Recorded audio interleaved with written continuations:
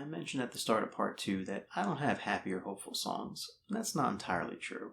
The problem with mine is they're usually in vain, so they're kind of tainted in my view.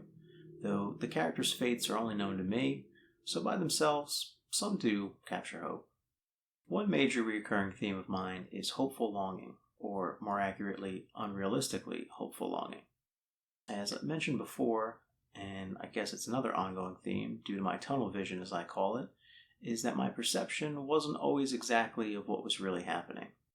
So on many of these, there was false hope, thinking it was a matter of time and they'd come around or something would magically occur.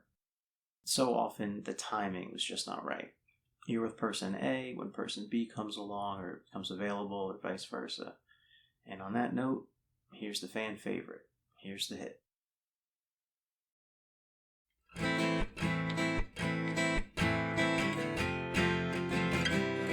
These are the lies that everyone's been told. These are the truths that everyone wants to know.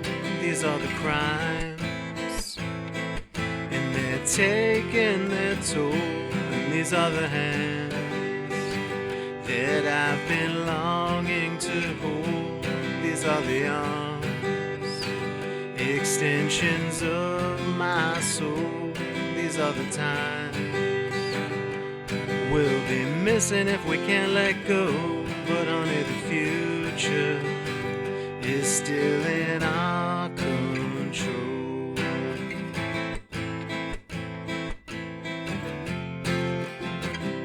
And these are the words I practiced how to say.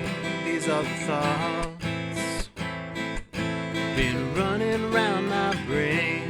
These are not lines, so please don't turn away. 'Cause these are the hands that I've been longing to hold. These are the arms, extensions of my soul. These are the times we'll be missing if we can't let go. But honey, the future is still in our control. This is no masquerade. I've already answered for the choices I made. My heart is true and my mind is straight.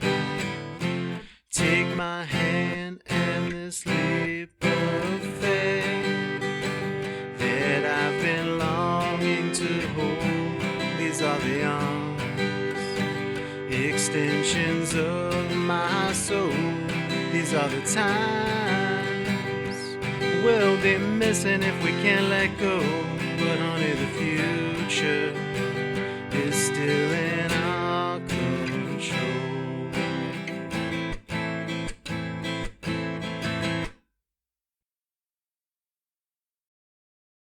That's called Masquerade, definitely one I'm quite proud of, and it contains a fun, subtle reference that I owe to LaSalle. My senior year, I spent Valentine's Day on 3rd floor of C15 with Dreams to Remember, the legacy of Otis Redding. It was very romantic, which I had borrowed that from the Conley Library, which had a huge selection of DVDs. I hope they still do. I actually hope students still watch DVDs. I had just finally started getting into Otis properly that month, better late than never, and of course he immediately skyrocketed to my top 5, which of course contains at least 12 or so, because math teachers can't count. And it was the line in the chorus, "These are the arms I've been longing to hold," which was a heavy nod to These Arms of Mine.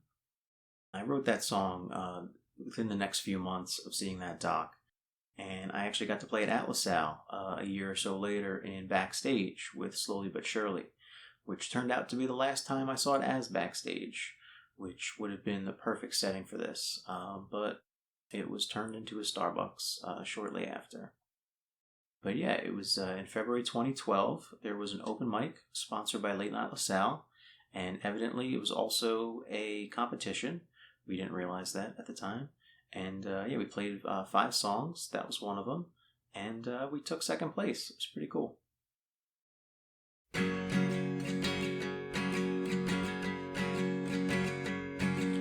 I know you've been lonely for a while, and I'm just trying to get by. And lately, baby, I've been so worn and tired from asking myself why. I've seen you cruising around from time to time with someone else there by your side. And frankly, baby, it comes to no surprise that something just isn't right. Forget about the others, forget about your pride. The only thing that matters is the love that you feel inside. I know you've been lying awake so many nights with all those things you can't leave behind. So tell me, baby, why are you so in denial? And when will you throw in this fight? Forget about the others, forget about your pride. The only thing that matters is the love that you feel inside.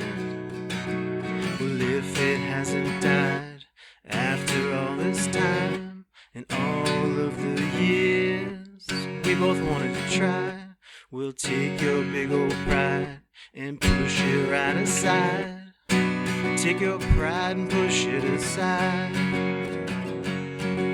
Forget about the others, you know there's always time.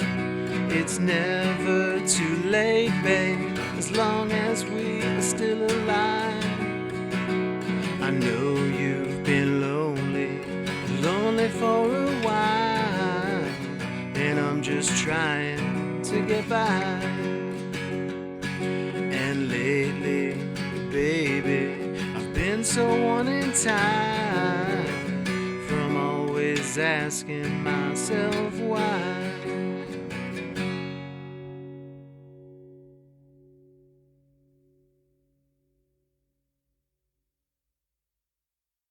That was Pride, another falsely, hopelessly optimistic song.